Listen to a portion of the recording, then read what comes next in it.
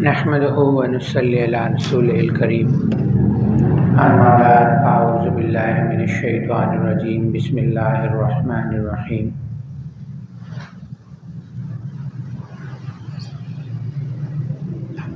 व नुनज़्ज़िलु मिनल क़ुरआनि मा हुवा शिफ़ाउन व रहमतल लिल मुमिनीन। सदक़ल्लाहुल अज़ीम।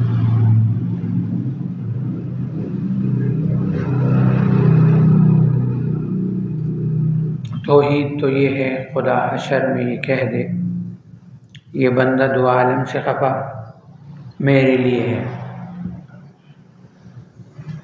कि मोहम्मद से वफ़ा तूने तो हम तेरे हैं।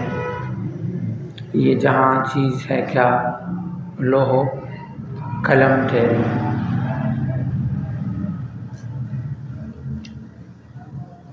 वाजिबुल एहतराम अज़ीज़ साथियों, दोस्तों और बुज़ुर्गों, अल्लाह जल्ल शानहू का बहुत बड़ा एहसान है कि अल्लाह ने हमें इस गए गुज़रे दौर के अंदर, जबकि हर आदमी सिर्फ दुनिया के फ़ायदे के लिए काम करता है, ख्वाहिश रखता है, अल्लाह ने हमें अपनी बात करने, अपनी बात सुनने, अपना जिक्र करने के लिए इकट्ठा फरमाया। ये फजल होता है, ये करम होता है, ये इनायत होती है कि इंसान अल्लाह की तरफ खींचा चला है। इंसान को ये लगता है ये मैंने किया है, लेकिन जब इंतहा पे बंदा पहुंचता है तो उसको समझ में आती है कि मैं तो एक कठपुतली से ज़्यादा कुछ नहीं था। वो कराता भी खुद है, अजर भी खुद ही दे देता है। वो कराता भी खुद है और अजर भी दे देता है। हमें ज़माने में ये लगता है कि हुजूर की सुन्नतें, हुजूर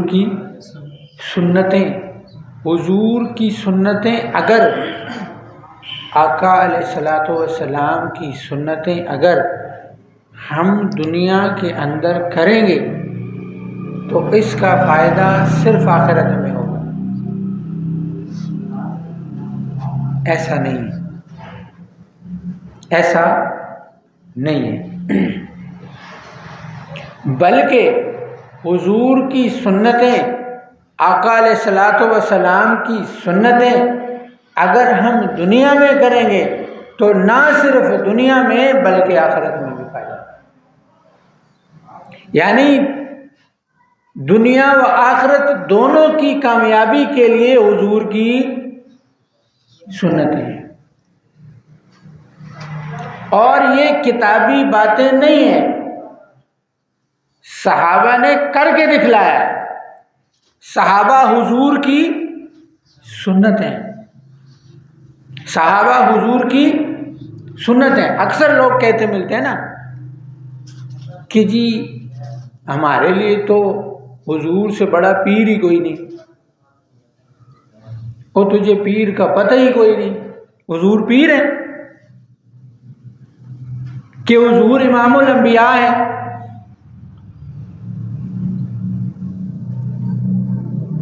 क्योंकि हुजूर की तमाम सुन्नतों पर तो सहाबा अमल नहीं कर सके, मैं और आप क्या करें? सहाबा आजिज हैं। हुजूर खड़े हैं, नमाज पढ़ रहे हैं, पीछे साहबी खड़े होते हैं, कहते हैं हुजूर ने तलावत शुरू की, बकरा गई, आल इमरान गई, निसा गई। मैंने कहा ये मेरे बस की बात नहीं, नमाज छोड़ के चले। हुजूर की तमाम सुन्नतों पर सहाबा नहीं अमल कर सके, हम कैसे करेंगे? इसीलिए हुजूर की तमाम सुन्नतों को दुनिया में उजागर करने के लिए अल्लाह ने ये निज़ाम बना दिए। किसी को इमाम अबू हनीफा का मुक़ल्लिद बना दिया, किसी को इमाम शाफ़ी का मुक़ल्लिद बना दिया, किसी को इमाम मालिक का मुक़ल्लिद बना दिया और किसी को ये जो ज़माने में जितना भी आपको इख्तिलाफ नज़र आता है, मैं लड़ाई की बात नहीं कर रहा, मैं इख्तिलाफ की बात कर रहा हूँ। लड़ाई और इख्तिलाफ में फ़र्क होता है, याद रखिए। इख्तिलाफ हमें सहाबा में भी नज़र आता है। लड़ाई और इख्तिलाफ में फ़र्क क्या है कि इख्तिलाफ करने वाला जब किसी से इख्तिलाफ करता है तो इख्तिलाफ के अंदर वो ये कहता है कि हो सकता है मेरी दलील कमज़ोर हो, उसकी आला हो, मुझे उससे बात करनी चाहिए, हो सकता है मेरे इल्म में इजाफा हो। और हमारा इख्तिलाफ कैसे हो सकी पता है, ऐसे होता है नहीं होता, उसको क्या पता है। हम ये सोचे समझे बिना कि उससे इल्म भी मिल सकता है, अगर मेरी दलील मजबूत भी है तब भी हम अपने इमामों को या उनको देखते थे ना, उन्होंने वो गए, उन्होंने ताक़ीक़ की, उनको हदीस का इल्म मिला, तो फरमाया ना कि कहीं से भी हुजूर की हदीस मिले, आपके पास रिवायत मौजूद है, दूसरी तरफ भी रिवायत मौजूद है, तो ये नहीं कहो नहीं ये तो कमज़ोर दलील है, लेकिन उस रिवायत हो आपने मुझे हुजूर की हदीस सुनाई, मेरे सर आँखों पर, मेरे दिल पर हुजूर की ये हदीस, हुजूर का ये अमल मेरे सर आँखों पर, लेकिन मेरे पास भी दलील मौजूद है, मुतवातिर से मौजूद है, तू उस पे चल, मैं इस पे चलूँ। इसकी एक मिसाल मैं दुनियावी के तौर पे समझाने के लिए अकली दलील देता हूँ। ज़माने में अल्लाह ने एक निज़ाम चलाना होता है, हमारी खानकाह का निज़ाम है ना, यहाँ चौकीदार भी ज़रूरत है, यहाँ पकाने वाला भी चाहिए, यहाँ बयान वाला भी चाहिए। अगर चौकीदार नहीं होगा निज़ाम चल सकता है? नहीं चल सकता, कहीं ना कहीं तो ज़रूरत उसकी पड़ती। अगर पकाने वाला नहीं होगा निज़ाम चल सकता है? नहीं चलेगा। अब सारे ही मेरी तरह बैठ के बयान करेंगे, चौधरी बन जाएंगे, माँ चौधरी बढ़ाया, सारे ही चौधरी बन जाएंगे, तो बाकी निज़ाम, हर एक की नीयत ये हो कि सबसे कमज़ोर जिस खिदमत को कोई नहीं करना चाहता वो खिदमत मैं करूं। अब बड़ों की तरफ से कोई जिम्मेदारी जो सौंप दी जाए, करना मैंने वो है, करना मैंने वो है जो मेरे बड़ों ने मुझे बता दिया कि ये तुम्हारा काम है, तुमने ये करना, अब इसका फोकस इस पर होना चाहिए, ना कि एक को बनाया उस तरफ तो वो उस नहीं, उसको क्या पता है, उसके पीछे लगने की वजह से मैंने अपना काम छोड़ दिया, मेरा अपना भी सही नहीं हो रहा। अगर वो सही नहीं कर पा रहा तो मेरा काम है मैं उसका बाजू बन जाऊं, उसको बता दूं। अगर मैं उसमें महारत रखता हूं,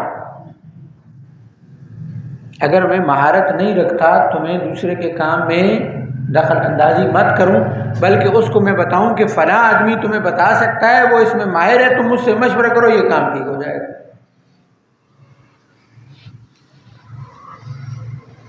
वरना अनाड़ी से मशवरा भी महंगा पड़ जाएगा। तो जो जिस चीज़ का माहिर हो, मशवरा भी उसी से हो। इंसान बीमार है तो काम क्या है कि उसको चाहिए कि वो किसी अच्छे डॉक्टर से मशवरा करे, उसकी फ़ीस ज़्यादा होगी लेकिन मशवरा उसका उसके साथ होना चाहिए।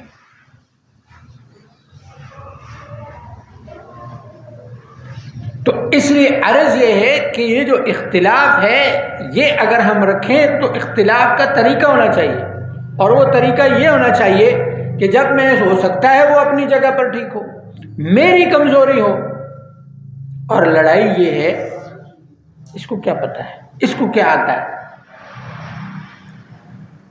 जब ये बात हमने मान ली कि तमाम निज़ामों को चलाने वाला कौन,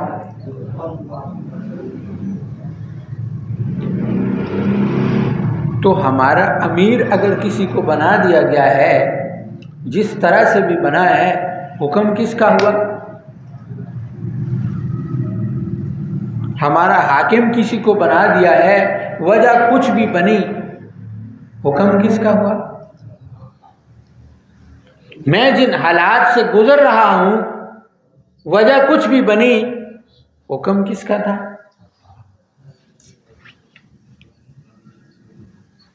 तो ये जो तरतीबात हैं, मेरा काम क्या है? मुझे अपने काम को देखना। मुझे जिस मदार में रखा गया है, अल्लाह ने जो मेरा मनसब मुंतखब किया है, अल्लाह ने जो चीज़ मुझे दी है, मैं उस पर खड़ा हो जाऊं और उसको पूरा पूरा अदा करने की कोशिश करता रहूं। अगर मैंने अपने मदार, अपनी हद, अपनी तरतीब में रहते हुए अपना काम कर लिया, यही मेरी कामयाबी। कि मैं दूसरों के ऊपर एतराज़ात के पुल बांधता हूँ कि उसने फ़लाँ नहीं किया और उसने फ़लाँ नहीं किया और उसने फ़लाँ नहीं किया, और ये ऐसा करता तो ये ऐसे हो जाता। जब अल्लाह ने लिखा ही नहीं नसीब में, तो कैसे हो जाता है? बंदा वो है तो मज़ाहिया बात, लेकिन बात बड़ी आसानी से समझ में आ जाती है। बात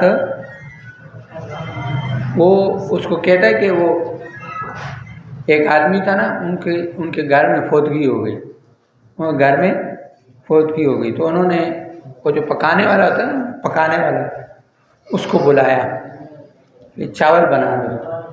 चावल बनाए, चावल बन गए। उनका बाप मरा था, तो सुबह उन्होंने चावल बनाए, तो जब जनाजा हो गया तो खाना देने की बार आई, तो उन्होंने पकाने वाले से पूछा कि हाँ भाई बन गया? हाँ बन तो गया है, चने ज़रा से सख्त रह गए थे, अगर आप रात को भिगो देते ना तो बड़े मज़े के बनते। और पकड़ के लगाई, हमारा बाप सुबह भेजे तुझे चने हम रात को भिगो के देते। हाँ? तो बात ये है कि ये जो चीज़ें हैं, इसमें हमें तो ये ना हो कि आपको भी फिर जो है ना वो अगला कहे कि जब आपको किसी चीज़ का पता नहीं है तो जो जिसका काम है उसको करने दें। अगर नहीं हुआ तो ये हुक्म रब्बी नहीं था, अल्लाह के हुक्म से ऐसे ही लिखा हुआ था, ये इसी तरीके से बनना था। नसीब किसे कहा जाता है?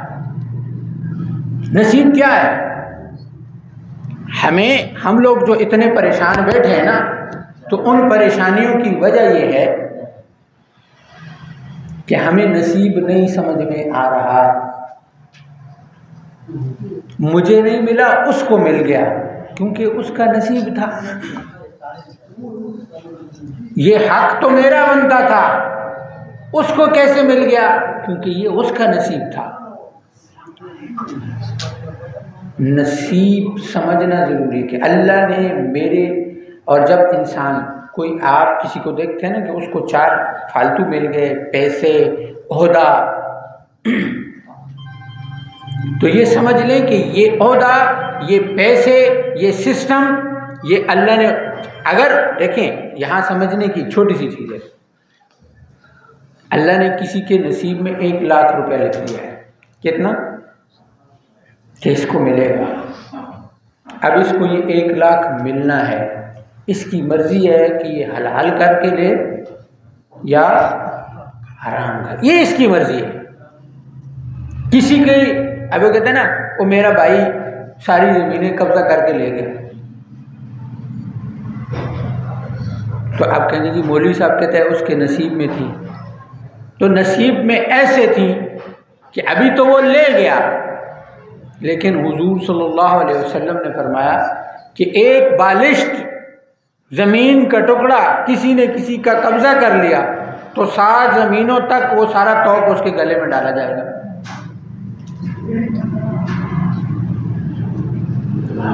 तो उसको मिलना तो वैसे भी था, अब सही तरीके से हलाल करके उसको कैसे मिलता ये अल्लाह जाने, लेकिन उसने कब्जा करके अपने आमाल खराब कर लिए।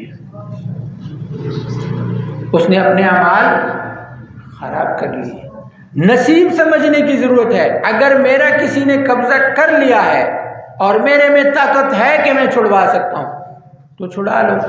अपने हक के लिए लड़ना शरीयत ने लिखा है, लेकिन अगर नहीं कर सकते हो तो चुप करके खामोश बैठ जाओ कि ये मेरा नसीब है और माफ़ कर दो। माफ़ करने से क्या होता है, दिल ठंडा हो जाता है। किसी से झगड़ा हो जाता है किसी से, और जो बंदा माफ़ नहीं करता ना वो तिल पिलाता रहता है। इधर बैठेगा और फलाने मेरे ना ले जो अपने लिए कोड़र, उधर बैठेगा उधर भी ये बात, उधर बैठेगा उधर ये बात, उधर जो माफ़ कर दे दफ़ा कर यार छोड़ बस मैंने माफ़ कर दिया ख़त्म, अपना नया काम करो। दिमाग आज़ाद होगा, यहाँ आज़ाद होगा ना तो कुछ समझ में भी आएगा कि मैंने आगे क्या करना है। ये तो गया, लेकिन आगे जो सिस्टम है उसको कैसे लूँगा, उसको अपनी तरफ मुतवज्जो कैसे करूँगा। वो यानी अगर हम इस देखें, अल्लाह किसी को दे देना, वो हज़रत जी कहते हैं ना अल्लाह से मांगो, खुल के मांगो। मैं अक्सर अपने साथियों को किस्सा सुनाता हूँ। है तो वो आदमी बेसिकली भी लाखोंपति करोड़ोंपति आदमी है, ज़मीन जायदाद उसके पास है, लेकिन उस वक़्त उसका हाल ये था कि वो सारा कुछ उसके वालिदैन के पास था। तो उसने मुझे कहा कि वकास भाई मेरे लिए दुआ करो, अल्लाह मुझे 1 करोड़ दे दे। तो मैं हंस पड़ता था कि यार इसको क्या कहूँ, पर यही कहते थे अल्लाह से मांगो। और वक्त गवाह है कि 1 करोड़ नहीं, अल्लाह ने उसको कई करोड़ दिए। सिर्फ वजह क्या है, ये ज़बान, कि अगर इस ज़बान की खातिर उसको लाखों रुपए नुकसान करना पड़ा ना तो उसने किया। आज ज़माने में उसकी तरतीब यह है माशाल्लाह कि अगर वो कह देना कि ये काम मैं करूँगा तो लोग उसके सामने करोड़ों रुपए रख देते कि कर, हमें पता है तू झूठ नहीं बोलेगा, तूने जो ज़बान की है तू इस पर खड़ा हो जाएगा। अब वो पैसे लेके आते हैं, वो लेता नहीं कि जब तक मुझे आगे सिस्टम नज़र नहीं आएगा मैं तुमसे पैसे नहीं उठाता हूँ, कारोबार नहीं करता हूँ। ये होता है सच्चाई, ये होता है सुन्नत पर अमल दरामद। बंदा देखोगे नाम नहीं लेते, तो नज़र लग जाती है, सारा काम उसका ख़राब किया हुआ तुम लोग। लेकिन बंदा देखोगे कि ये तो दुनियादार है। हम लोग को तो चूंकि वो ना सच्चा वो है जिसने मेरी तरह दाढ़ी रखी हो, जुब्बा शुब्बा पहना हो, हाँ ये सच्चा आदमी हो सकता। फ्यूज़ नूर के अज़कार से अल्लाह ने ये कि जो बात की है उस पे पूरा उतरना है। अपनी ज़बान इंसान की ऐसी, जो मैंने कह दिया वो मैं करूँगा। फिर शैतान आपको हटाने के लिए असबाब बनाएगा, ऐसे कर लो वैसे कर लो, ये कर लो वो कर लो, इस तरह से कर लो उस तरह से कर लो, लेकिन आपको कायम उस पे रहना है जो आपने अपने मुंह से अल्फाज निकाले हैं कि मैं ये कर लूँगा।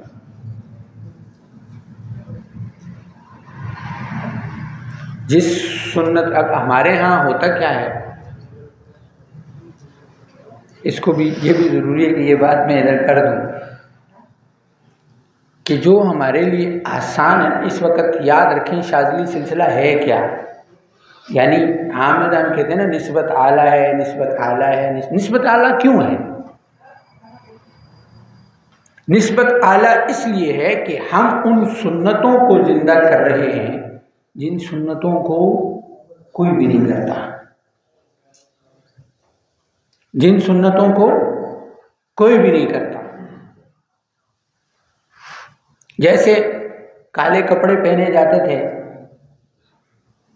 तो ठप्पा किसके लिए लग जाता था कि जी ये शिया है जिसने काले कपड़े पहने। अब जब ये सुन्नत हुजूर ने इख्तियार की हुई है, जब ये सुन्नत हुजूर की है तो फिर जिसने मर्जी पहना हो, मैंने किसकी सुन्नत जिंदा करनी है? जो कोई मुझे कुछ भी कहे, फिर वो हजरत वाली बात है, फिर खिलाफ काबा भी उतारो काला तो वो भी, अपनी खवातीन को बुरखे भी काले हटाओ, बुर काला तो वो भी है।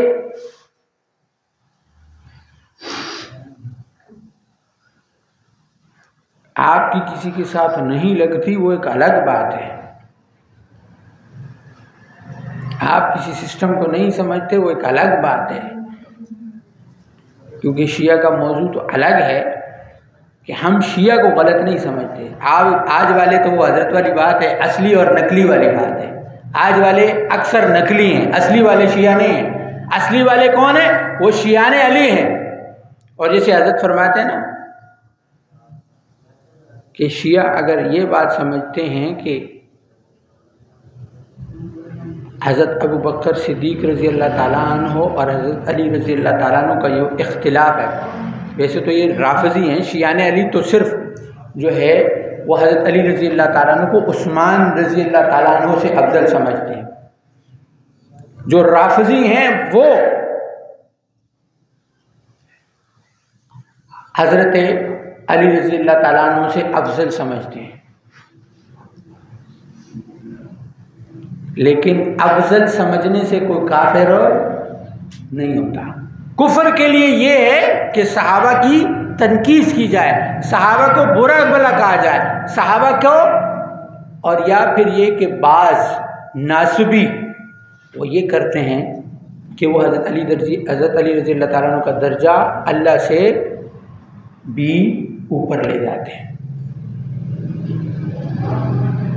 तो वो चीज़ ही अलग है। लेकिन यहाँ पे काले कपड़े या फिर रंगीन कपड़े कहा जाता है जी कि हमारे यहाँ समझा जाता है कि हुजूर ने सिर्फ सफ़ेद कपड़े पहने। हुजूर को सफ़ेद कपड़े पसंद थे, हुजूर को सफ़ेद कपड़े पसंद थे, लेकिन हुजूर ने कलर साले पहने हैं। क्यों? कि अब अगर सहाबा क्या हैं हुजूर की, तो आप उठा के देखो क्या सहाबा ने सिर्फ सफ़ेद कपड़े पहने? तो जवाब मिलेगा नहीं। तो जो काम सहाबा ने नहीं किया वो काम हम कैसे कर रहे हैं कि अपनी पहनता है कोई, इस पर सुन्नत पर अमल दरामद करता है, अच्छी बात है। लेकिन फरमाया ना, जो सुन्नत कोई भी नहीं करता, जब वो की जाए तो 100 शहीदों का सवाब उस पे मिलता है।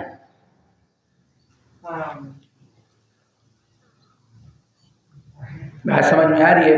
तो सफ़ेद कपड़ों को सुन्नत समझकर तो सभी पहनते हैं, रंगीन कपड़ों को कोई सुन्नत समझकर पहनता है? वो तो सिर्फ कपड़े पहनते हैं कि हमारा जिस्म जो है वो ढका रहे। तो उन सुन्नतों पर अमल दरामद करना जो ज़माने में इस वक्त नहीं है। शाज़िया निस्बत आला, इसलिए छोटे बाल सबने रखे होते हैं। मदारिस में जाओ तो वहाँ गंजा, वहाँ ये सुन्नत आम है। लेकिन पट्टों वाली या जुल्फ़ों वाली सुन्नत हमें कम मिलती है। शाज़िलियों ने वो जिंदा की। और मसला सिर्फ ये नहीं, मसला ये है कि सुन्नत को जब हम लोग करते हैं तो ज़माने वाले क्या कहते हैं? कटाओ इसको, ये क्या तुमने रखा हुआ है, ये क्या तुमने। जिस हज़रत जी फरमाते हैं ना, जिस सुन्नत के लिए ख़वास एतराज़ात शुरू कर दें, वो सुन्नत सुन्नत नहीं रहती, फ़र्ज हो जाती है। जो सुन्नत ख़वास को बुरी लगने लगे, यानी उलमा को बुरी लगने लगे, वो सुन्नत सुन्नत नहीं रहती, फ़र्ज हो जाती है। क्योंकि इसको बुरा समझा जा रहा है। और इसकी सबसे ज़्यादा अक्सर साथियों को पता भी है। अल्हम्दुलिल्लाह दूसरा निकाह मैंने कर लिया रमज़ान के अंदर, और जब इसको ओपन किया, लोगों को बताया, अपने ख़ानदान में बताया, इसका बाकायदा ऐलान किया, तो बड़े बड़े लोगों ने कहा ये जुल्म किया है। हुजूर की सुन्नत को क्या कहा जा रहा है?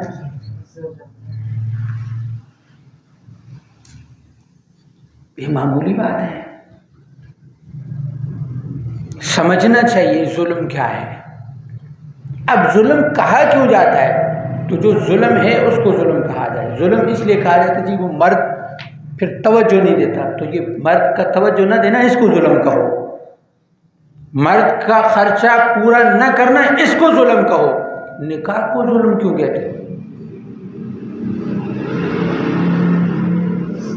ऐसे ही हर वो सुन्नत जो इस वक्त मुर्दा तस्वर की जा रही है, नहीं की जा रही, उसको करना। लेकिन एक बात याद रखो, फिर बात वहीं पे आती है, पेट में मरोड़ भी बढ़ते हैं और पेचस भी लगते हैं।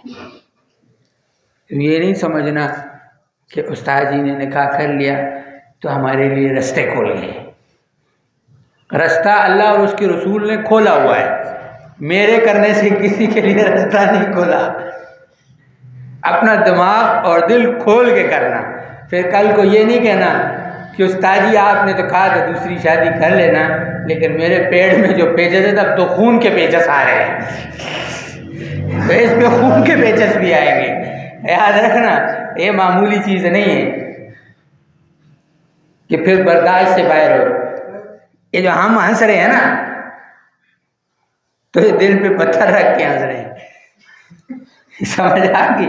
फिर तुम कहोगे जी ये इतना आसान भी नहीं है। तो वो चीज़ जो तुम बर्दाश्त कर सको, 1 साल मैंने इस पे सोचा है।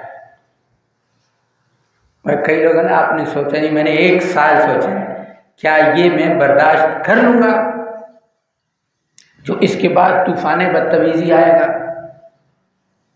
बाहर के लोगों का मसला नहीं होता, आपके अपने ख़ानदान, आपके अपनी फैमिली के लोग। फिर उसमें एक हल तो ये है कि बदमाशी करें, तो बदमाशी से तो सुन्नत आम नहीं होगी, सुन्नत तो मोहब्बत से आम होती है।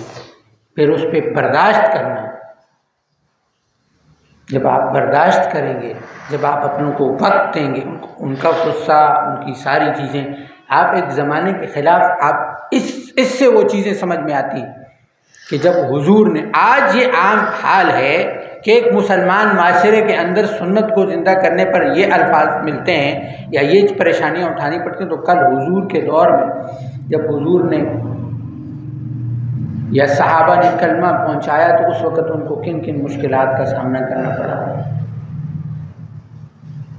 तो बात अर्ज़ करने का मकसद ये है कि उन सुन्नतों को ज़िंदा करना जिन सुन्नतों पर, जो सुन्नतें ज़माने में चल रही, ये नहीं कि उनका अजर नहीं है, किसी भी सुन्नत पर अमल करना उसका अजर है, लेकिन जो आपके माशरे में नहीं है, जिनको गलत समझा जाता है, जिनको गलती समझा जाता है, उन पर अमल दरामद करना, उन पर चलना, ये मुश्किल काम है।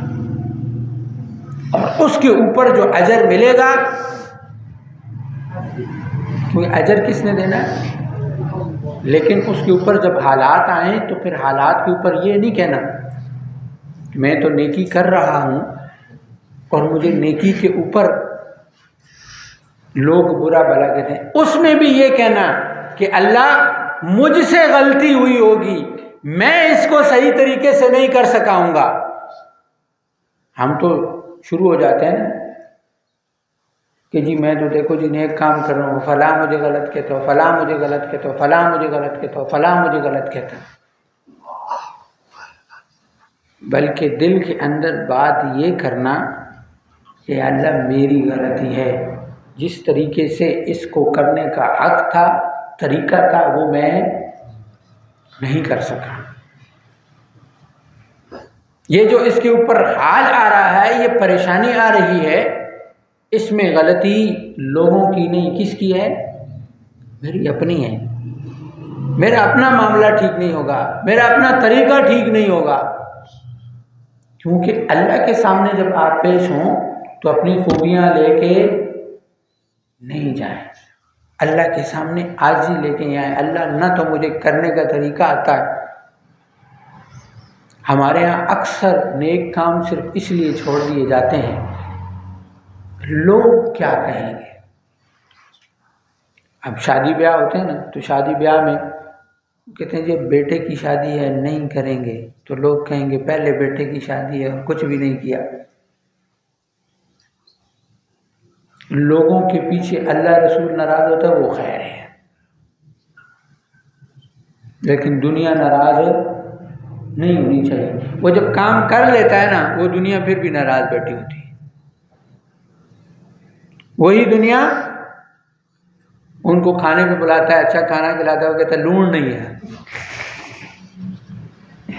खाना ही लूण सही नहीं भाई, अगले के लाखों रुपए लगे, इसका 5 रुपए का नमक नहीं था, आप पा के नहीं आ रहा।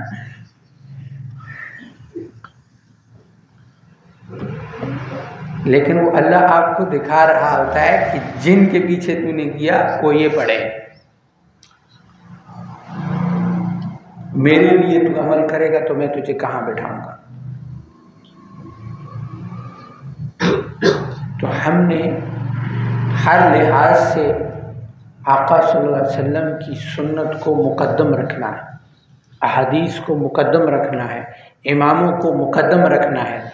और यहाँ चूँकि हम एक सिलसिले में चल रहे हैं तो सिलसिले में हमने अपने हज़रत की बात को मुकद्दम रखना है, ताकि सिलसिले के अंदर जिन सुन्नतों पर, अब कोई आपसे कहता है ना कि जी फ़लाँ सुन्नत, तो सुन्नत के मुकाबले में वो अहादीस रिवायात हैं, उधर भी रिवायत मौजूद है, इधर भी रिवायत मौजूद है।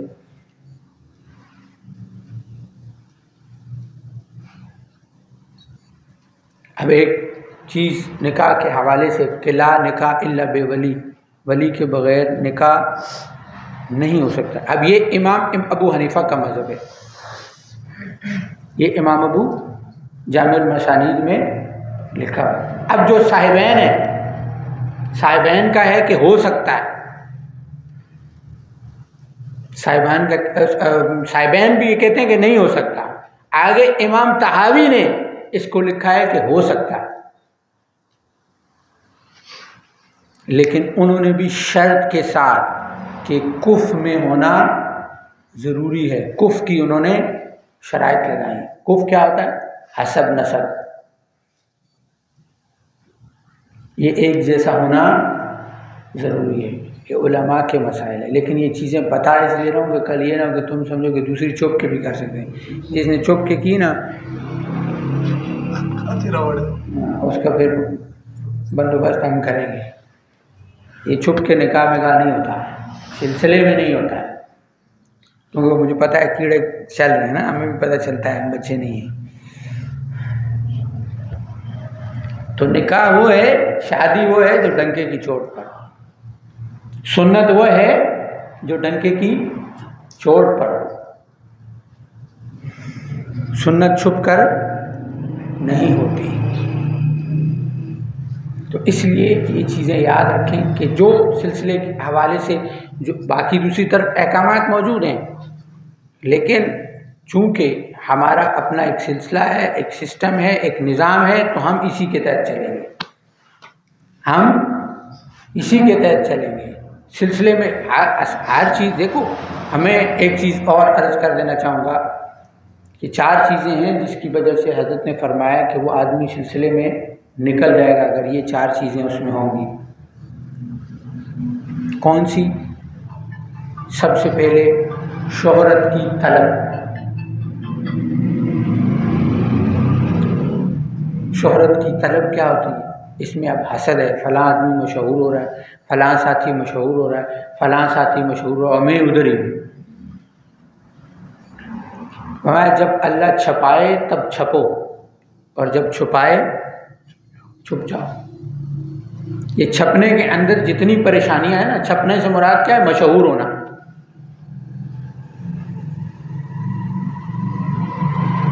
ये मशहूर होना इतना बड़ा मसला है ना, ये आपकी सोच है। इसके साथ वो मसाइल पैदा होते हैं, ये हमसे पूछे जिन्होंने वो मशहूर के साथ जो मसाइल दरपेश आते हैं। फिर इंसान की सबसे बड़ा मसला ये होता है, आपका नफ्स बेकाबू होता है। नफ्स आपको तेरे से बड़ा बुजुर्ग कोई नहीं, ये इतना बड़ा तू है, उतना कोई भी नहीं। इसको काबू करना मुश्किल होता है। जब आपने अपने आप को ही बड़ा समझ लिया, जब आपने अपने आप को ही सब कुछ समझ लिया, यानी आप यहाँ से शुरू हो गई और अगली बीमारी जो हज़रत ने फरमाई हुआ है तकब्बुर, आप तकब्बुर में चले जाएंगे। इसको क्या पता, इसको क्या पता, उसको क्या पता, उसको क्या पता, तो बीमारी क्या पैदा हो गई? हसद से शुरू हुई और चली कहाँ पे गई?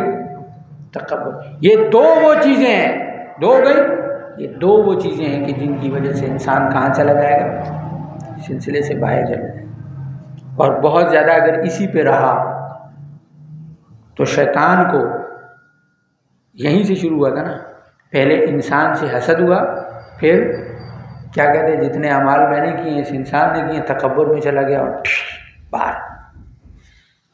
अब ये शैतान की हसद और तकब्बुर किसकी सिफ्त है? अल्लाह हम सबको इससे महफूज फरमाए। और तीसरी चीज़ है हुब्बे जा। हुब्बे जा ये भी हसद की एक किस्म में से आती है। हुब्बे जा किसे कहते हैं? ओहदे की, मनसब की चाह। जिसके पास है वो भी खतरे में है, जिसके पास नहीं है वो भी खतरे में है। जिसके पास नहीं है वो कहते हैं इसके काबिल तो मैं था, ये तो मुझे बनाना चाहिए था। वही शैतान वाली सिर्फ नहीं कि खलीफा इंसान को बनाया है, मुझे बनाना चाहिए था। सिर्फ किसकी आ रही है? बनाना मुझे चाहिए था, काबिल मैं था, काबिलियत मेरी थी, बन गया वो। तो ये ना नसीब मान रहा है और ना अल्लाह की मंशा को मान रहा है, न सिलसिले को मान रहा है, न सिलसिले के बड़ों को मान रहा है। जब सिलसिले के बड़े ने एक बंदे को उठा के बिठा दिया कि ये है तुम्हारा बड़ा,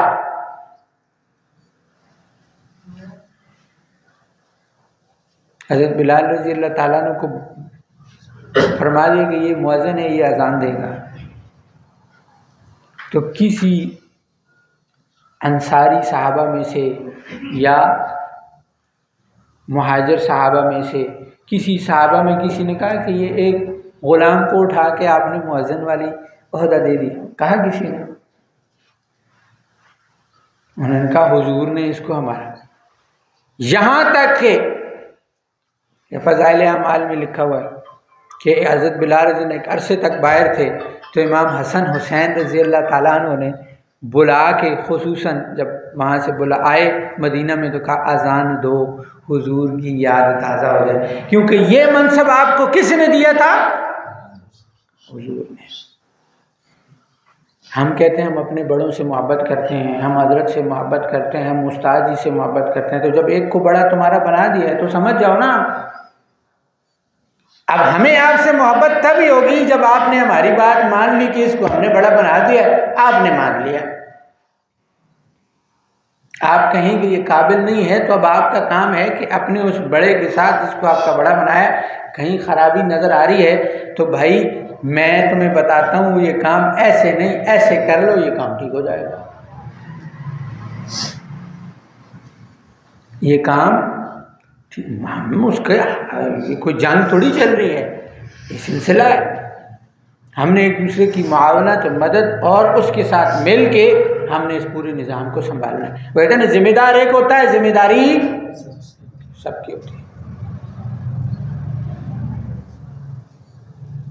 तो हुब्बे चाह जब अंदर पैदा हो जाएगी ना, उसे मिल गया, उसे वो चीज़ मिल गई, उसे वो चीज़ मिल गई, उसे वो चीज़ मिल गई, उसे वो चीज़ मिल, मुझे नहीं मिली। हम चीज़ें लेने आए थे, अल्लाह लेने आए थे। हो सकता है मनसिब वाला अल्लाह से महरूम हो, मुझे तो खुद को देखना है। अब ये नहीं कि ये समझ बड़े जो बेटे हो अल्लाह से महरूम है और मुझे मिल जाएगा अल्लाह, मुझे कुछ नहीं मिल रहा तो अल्लाह मिल जाएगा। मैंने पहले अर्ज़ की थी ना कि हर आदमी अपने हद में, मदार में काम करेगा तो कामयाब हो जाएगा। कामयाबी क्या होगी? उसको अल्लाह मिल जाएगा। अल्लाह का कुर्ब हासिल करने के लिए ये मेहनत हो रही है, रज़ा के लिए नहीं। राज़ी तो अल्लाह बड़ी आसानी से हो जाता है, राज़ी तो अल्लाह बड़ी आसानी से हो जाता है कि अल्लाह माफ़ फरमा देते। मौलवियों को ये बात पता होती है। मैं किस्सा भी एक दफ़ा पहले भी सुनाया था, किस्सों से ज़रा बात आसानी से समझ आ जाती है। बंदा बैठा भी रहता है, दिल लगा रहता है। हाँ, वो एक मौलवी था ना, तो उसने जुम्मे वाले दिन बयान किया कि ढोल बजाना हराम है। क्या है? ढोल बजाना हराम है। तो जब बयान करके घर गया ना, तो बेगम ने कहा मुबारक। उसने कहा क्या हुआ? उसने कहा मैंने फलां मन्नत मांगी थी, पूरी हो गई, लेकिन अब वो मन्नत पूरी करनी है। उसने कहा अच्छा, मन्नत क्या मांगी थी? उसने कहा मैंने मन्नत मांगी थी कि मेरा अगर ये काम होगा तो मेरा शौहर मिंबर पे बैठ के ढोल बजाएगा।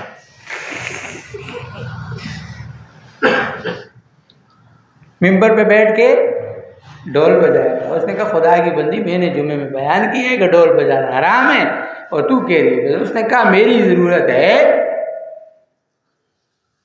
तो फिर तू ढोल बजाएगा, अगर मेरी ज़रूरत नहीं है तो मैं कपड़े पैक करती हूँ और ये जा वो जा, अब तेरी मर्जी है कि तुझे मेरी ज़रूरत। ने कहा था तो मौलवी, उसने कहा अल्लाह तो राज़ी हो जाता है, बीवी दोबारा नहीं मिलनी। बीवी मुश्किल, बीवी नहीं मानती, अल्लाह राज़ी हो जाता है। वही से कहते हैं ना, माहिर जो है वो ये जानता है। इसे हम अक्सर कहते हैं ना, वो कहते हैं मौलवी ने ये किया, मौलवी ने वही किया। तो मौलवी अपना रास्ता निकालना भी जानता है। तो उसने कहा अच्छा ये बात है, चलो जुम्मा आने दो, कुछ करते हैं। और जुम्मा आया, जुम्मे में मौलवी साहब ने गले में डाला ढोल और मिंबर पे बैठ गए। सारे मुक्तदी आज उस्तादा पता नहीं की हो रहा है, ढोल पा के बैठ गए। पिछले जुम्मे बयान किधर है, जुम्मे ढोल पा के बैठ गए। तो उन्होंने कहा हज़रात पिछले जुम्मे मैंने बयान किया था कि ढोल बजाना हराम है, लेकिन ये नहीं बताया था कि कैसे बजाना हराम है।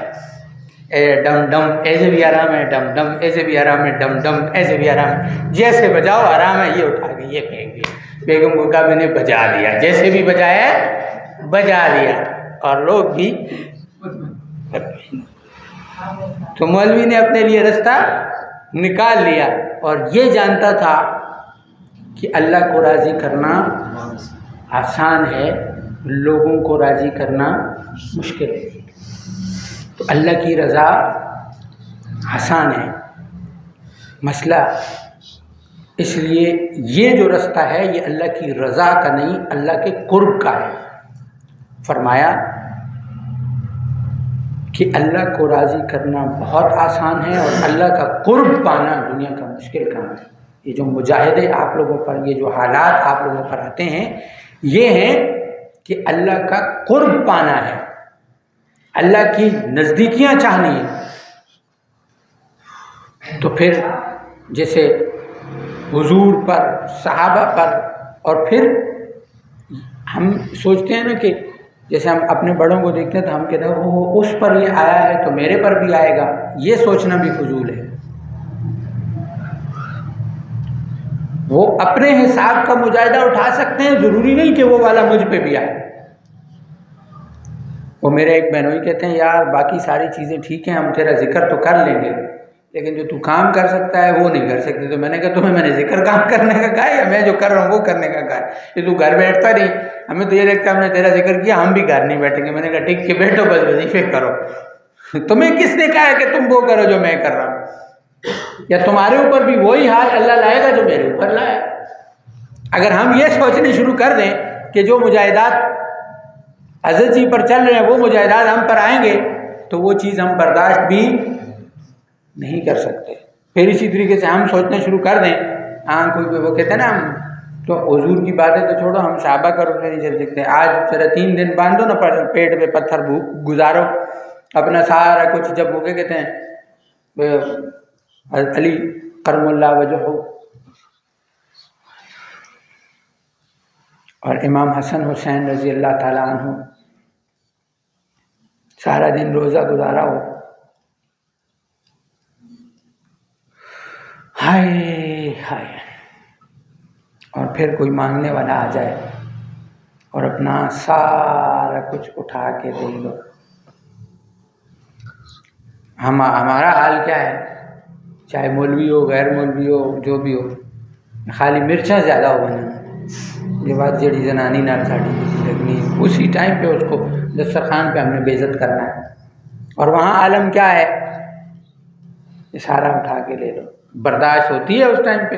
उस टाइम पे कोई मांगने वाला आ जाए, आते हैं ना हमारे पास बाज़ दफ़ा, इन लोगों को शर्म नहीं आती, मांगने आ जाते हैं, ये कोई टाइम है मांगने का, ये हमारे अल्फाज होते नहीं होते।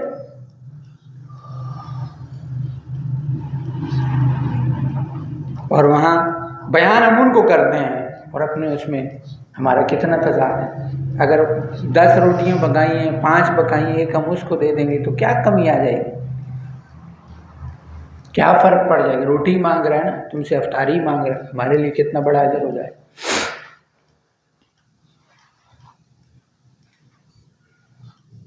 लेकिन हम बयान उनको करते हैं, लेकिन उसका अदना दर्जा भी नहीं कर सकते कि उन्होंने कहाँ तक किया। हम अपने साथियों के साथ उसने ये किया, उसने वो किया, और फिर जनाब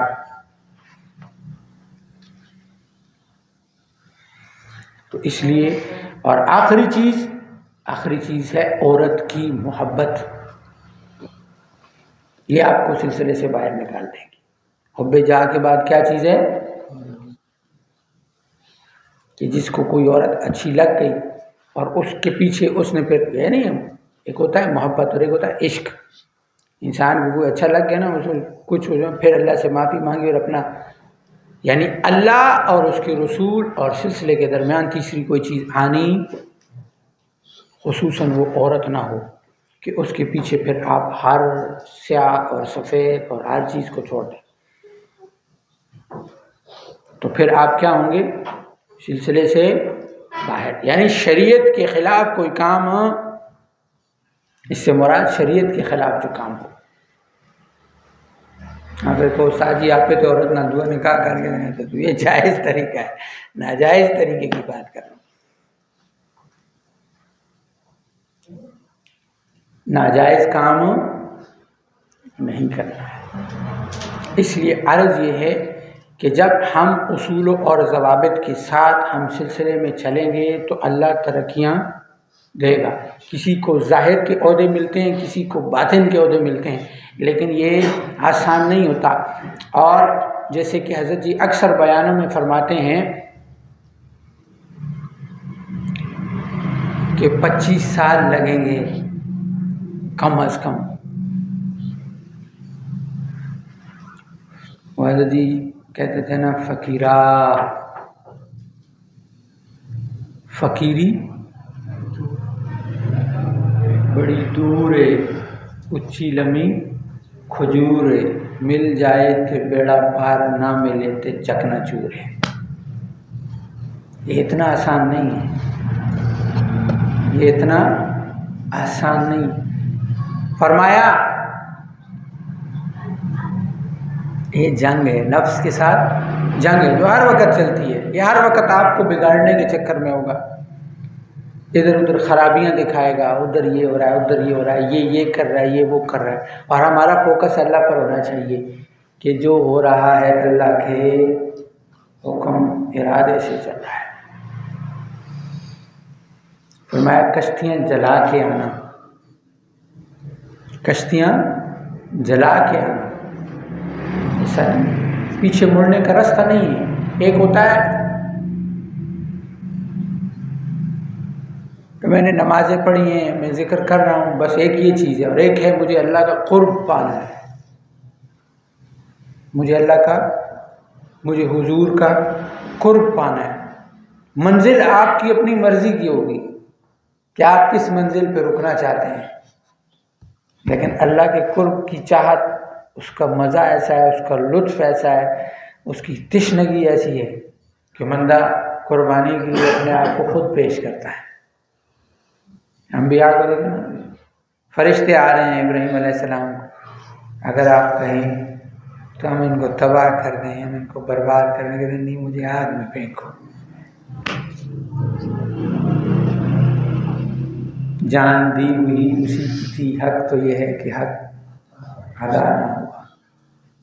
अल्लाह ने दिया है सब कुछ, ये शोहरत, ये इज़्ज़त, ये मर्तबे, ये माल, ये दौलत, ये सांस, ये नूर, ये आँखें, ये कान, ये सर, ये ज़मीन, ये हवा, ये जानवर, ये खाना, ये पीना, ये दरिया, ये हवा, ये पहाड़, ये ज़मीन, आसमान, सितारे, जान दी हुई उसी की थी। हक तो ये है कि हक अदा न हुआ। मैंने शुरू में अर्ज़ की ना कि मस्जिद में भी खुद ही लेके आया, मस्जिद भी उसी की है, ज़मीन भी उसी की है, बोलने की तौफीक भी उसी की है, पढ़ने की तौफीक भी उसी की है। सारे काम खुद करा के कहता है ये ले बंदे अजर भी तेरा होगा। मेरा कुछ लगा ही नहीं अजर फ्री में, मेरा क्या लगा है।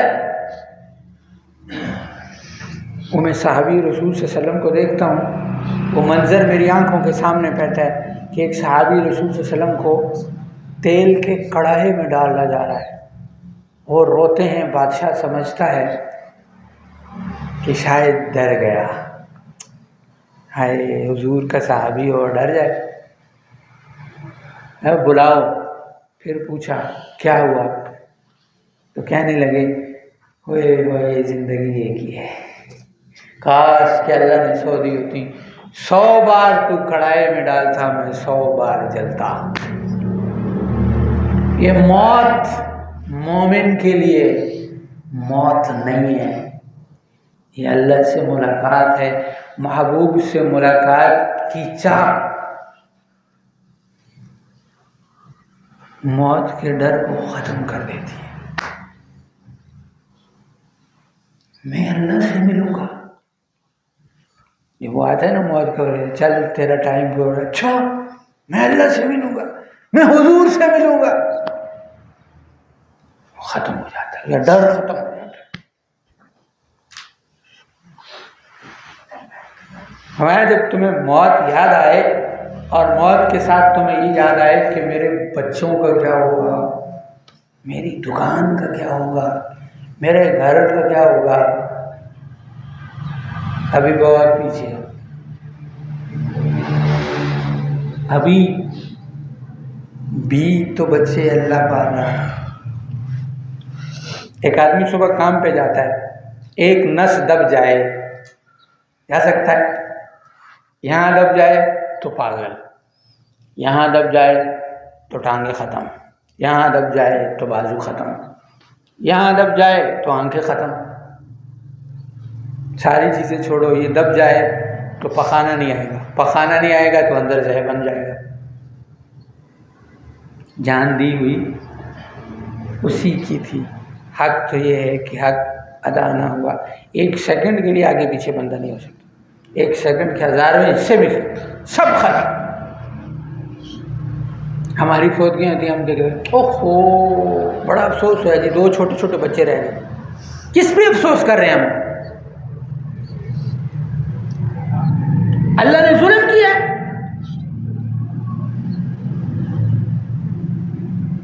ये अल्फाज किधर जा रहे हैं? ये अल्फाज किधर जा रहे हैं? ओहो बड़ी जाती हुई, जवान जान बच्चा मर गया, ये अल्फाज किधर जा रहे हैं? ताज़ियत के ये अंदाज नहीं है। उसकी उस मंजिल की फ़िक्र करो, क्योंकि हमें अगली मंजिल का वो यकीन, ये आगे गए किस साल में होगा। अल्लाह इसको दिलों से दुआओं, दिल से उसकी दुनिया की फ़िक्र छोड़ो, जो चला गया उसकी आखिरत की फ़िक्र, या अल्लाह तुझे बख्श दे। अमाल तो हमें नहीं पता, गुमान ये हो कि ये बख्शा हुआ है, तरीका ये हो कि उसके लिए पढ़ पढ़ के मांगे, उसकी दुनिया की उसके घर वालों की फ़िक्र करने की बजाय वो है ना ऊपर, उसने कहा है वल्लाहु खैरुर राज़िकीन। जितने यतीम हुए उनसे पूछो, अगर उनके रिश्तेदारों ने नहीं भी दिया, रब ने उनको दिया, उसका गिला जो होता है ना, वो कहते हैं मुझे, वो उसका गिला उसका अपने रिश्तेदारों से होता है। जिन्होंने नहीं किया उनको छोड़ो, अल्लाह पालता है उनको। मैं जितने यतीमों से मिला जो बड़े हुए, मैं आपने कैसे उनकी मदद से। मेरे वालिद साहब छठी में पढ़ते थे,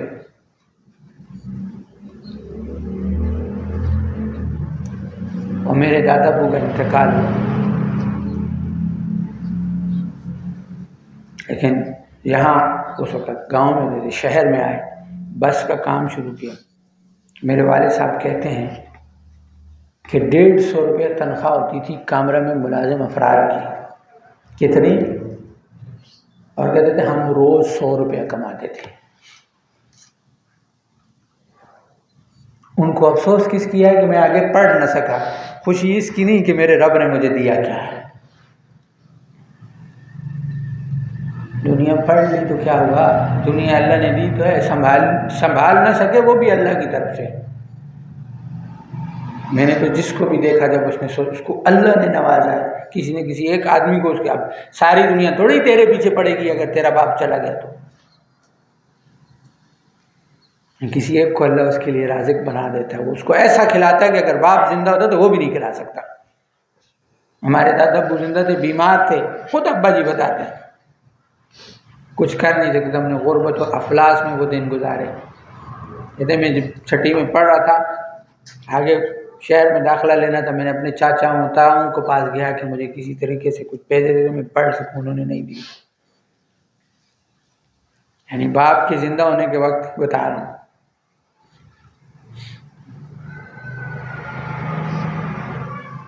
अब्बा जी कहते हैं मैट्रिक नहीं कर ली। मैं एक दिन कहा, मैंने कहा जी मैट्रिक अगर कर लेते तो कमरे में मुलाजिम हो जाते, 150 रुपये तनख्वाह होती।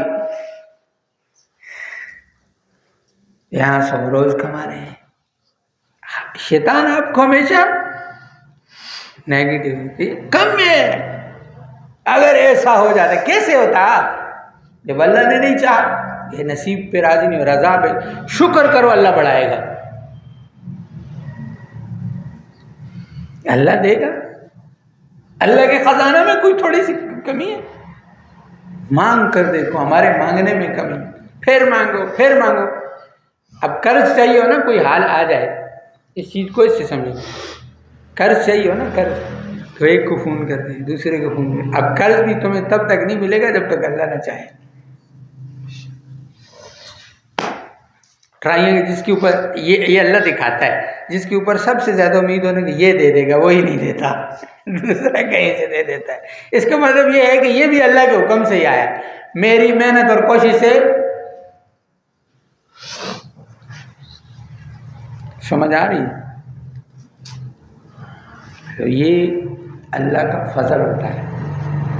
जब कुर्ब की मनाजिल में जितना जितना इंसान चढ़ता है, कई चीज़ें दिल और दिमाग से निकल जाती हैं।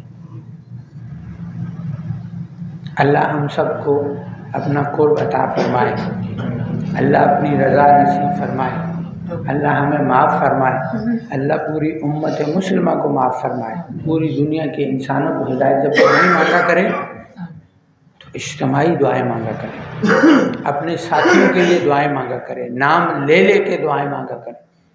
यह रूहानी तरक्कियाँ इससे होती हैं, रूहानी तरक्कियाँ इससे होती हैं।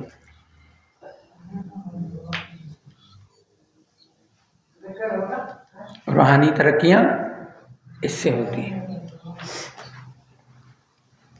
और फिर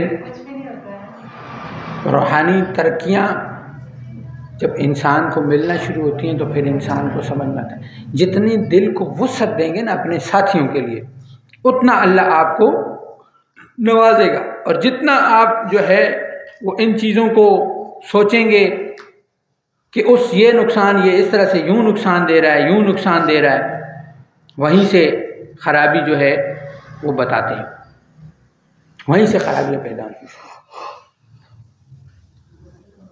रूहानियत वो जो पढ़ रहा था ना,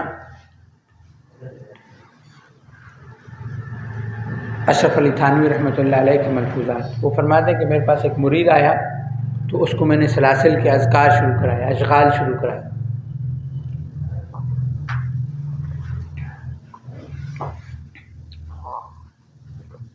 उसको कुछ फ़ायदा नहीं हो रहा था, ये बड़ी पते की बात है, आखिरी बात पे बात खत्म। अस्कार और अज़कार और अशगाल कर रहा था, लेकिन फ़ायदा नहीं हो रहा था। ये सब के लिए बड़ी पते की पॉइंट की बात है। खासकर वो जो कहते हैं ना मुझे कुछ नहीं मिला।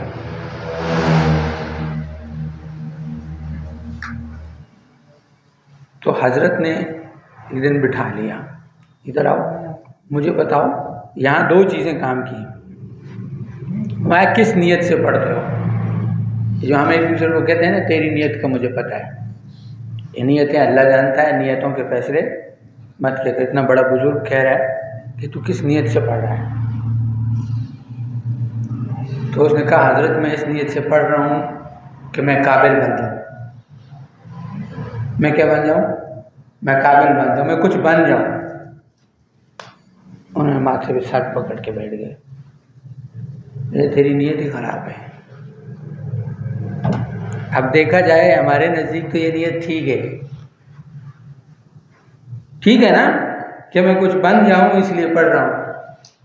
फरमाया तू बनने के लिए पढ़ रहा है, तू नहीं बन सकता, क्योंकि तेरे अंदर बनने की चाह है। क्या है? बनने की चाह रख के मत आओ, अल्लाह मिल जाए इसलिए आओ। कुछ भी बनने के लिए मत आओ, न कुछ बन कि न कुछ बनने में भी बहुत कुछ बनना है।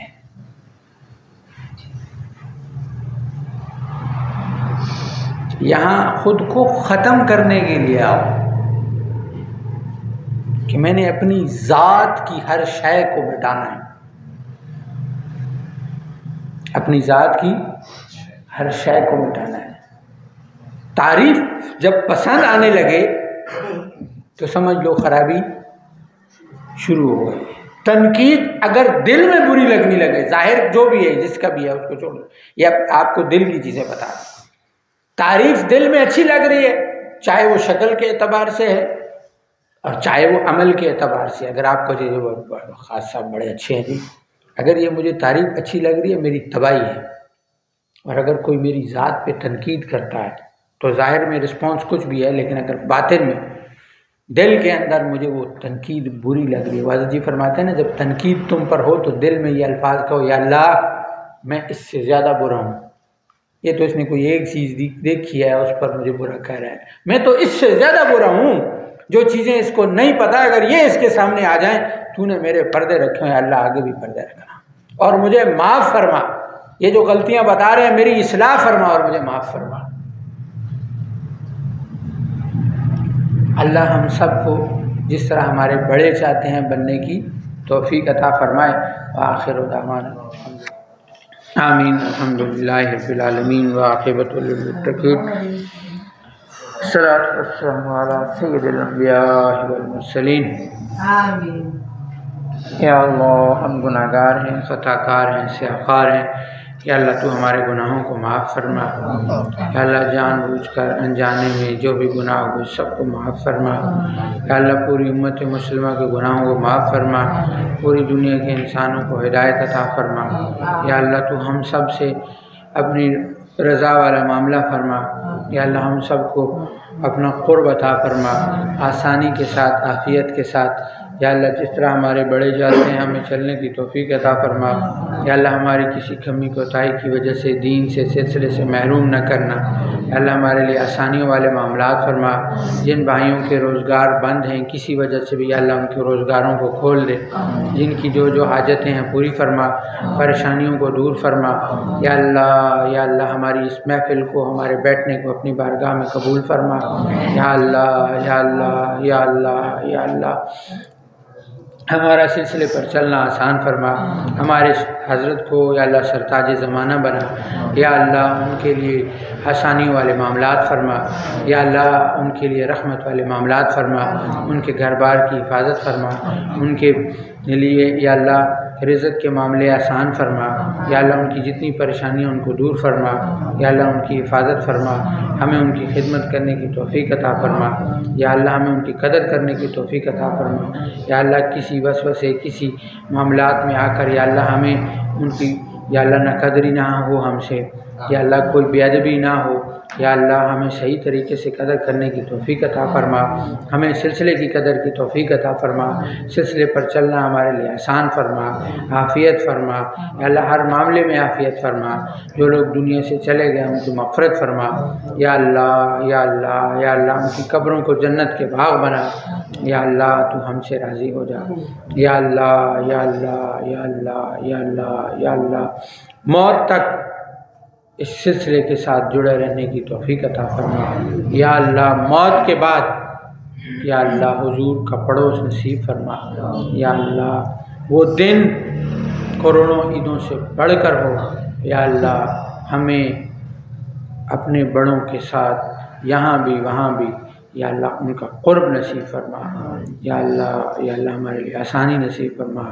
मौत के वक्त कलमा हमारी ज़बान पर जारी व सारी हो, ला इलाहा इल्लल्लाह मुहम्मदुर रसूलुल्लाह व सल्लल्लाहु तआला अला खैर खल्क़िही मुहम्मदिन व आलिही व अस्हाबिही व ज़ुर्रिय्यतिही व अहलि बैतिही अजमईन बिरहमतिका या अरहमर राहिमीन। आमीन आमीन।